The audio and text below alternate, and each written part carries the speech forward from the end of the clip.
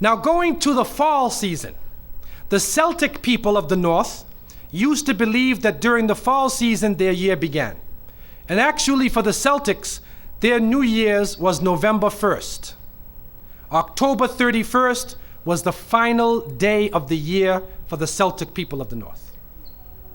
And that day was called the day of Samhain. And this individual, wal-iyadhu billah, was supposed to be their god of the spirits of the dead, of evil again. And according to their belief, the evil spirits would rise to the surface and would terrorize people on that evening. And on that evening, if you did something wrong to a person, they'd come back to get you on that night. So some people would put on a disguise, so you couldn't recognize them on October 31st on that evening, and then they would be safe. Also, they would burn fires. Now the only thing we find left of that is the jack-o'-lantern that they would put inside of their window made from the pumpkin. What actually happened in Europe is that the church moved All Saints' Day, a day for the saints. They moved it from May 13th to November 1st in 1834 AD. And so what they said was that the 31st night is All Hallows Evening. All Hallows Evening, which in America later became known as Halloween. Halloween. And they depict the forces of evil. What is happening now is that the children put on disguises.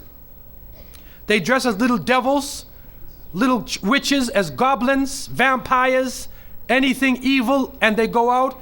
And now with the new American way, they do trick or treat. And they come to your house asking for food. Do they do that here in Miami? Trick or treat. They knock on your door in a disguise. And some Muslims, thinking they want to be Americans, or they want to be Canadians, so they send their little children and they're in little disguises. So what are you going to dress them as? A little angel? What are you going to be? How are you going to dress and go out there? And so the reality that we recognize is that, number one, this is the day of Samhain. And the Quran tells us, Inna shaytana lil insani aduwwun mubin, that the devil is an open enemy to humanity. There is no compromise with the devil. And so we don't play around and disguise ourselves as little devils, little shayateen. We do not disguise ourselves as this, because it is an open enemy to the people of monotheism. Also, there are a number of other aspects.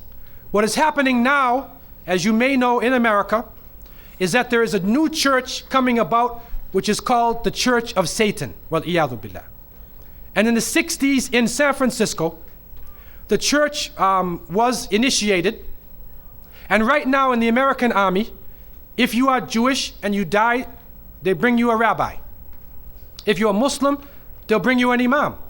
If you're Christian, they'll bring you a priest or a minister. If you're registered as part of the Church of Satan, they bring you a priest from the Church of Satan. A'udhu billah minash shaitanir rajeem.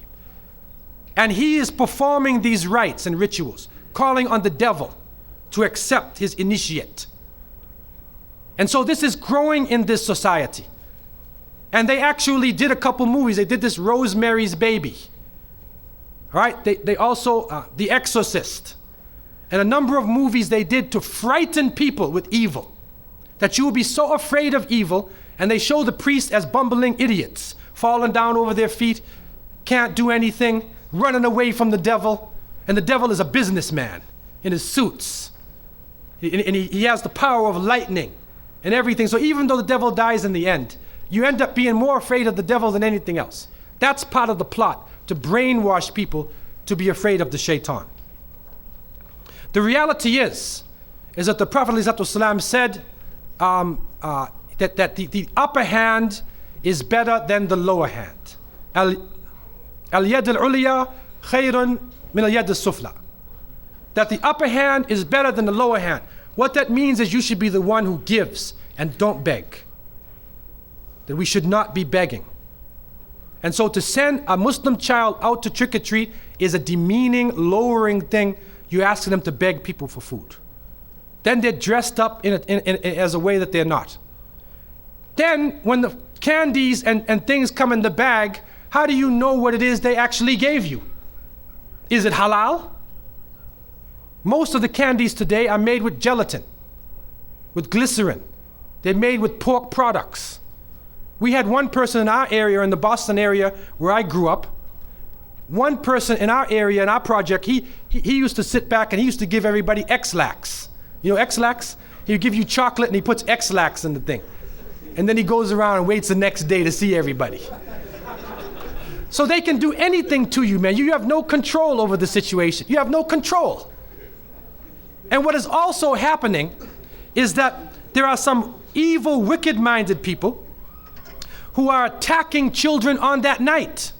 I don't know about Miami, but in Canada now, they openly say on the television, do not send your children trick-or-treating by themselves.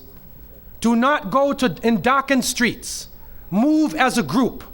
Don't go to a house that you don't know the people on the inside. And there are literally groups of Satanists who are capturing children and they're performing a rite, sacrificing the child on that evening of Samhain, supposedly to get more spiritual power. It's happening right now.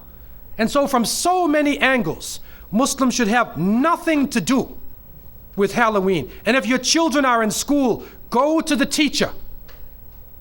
Go to the teacher and make it clear to the teacher, we do not involve our children in these ceremonies. Even the Jehovah's Witnesses will go to the teacher and tell them, take my child out of Halloween. They don't even believe in that. Take my child even out of your Christmas. They're not involved in that. What can happen during these occasions, if you want them to draw pictures of pumpkins or, fall plants, okay. But we don't want to be involved in these confused rituals that are giving signals from many different angles.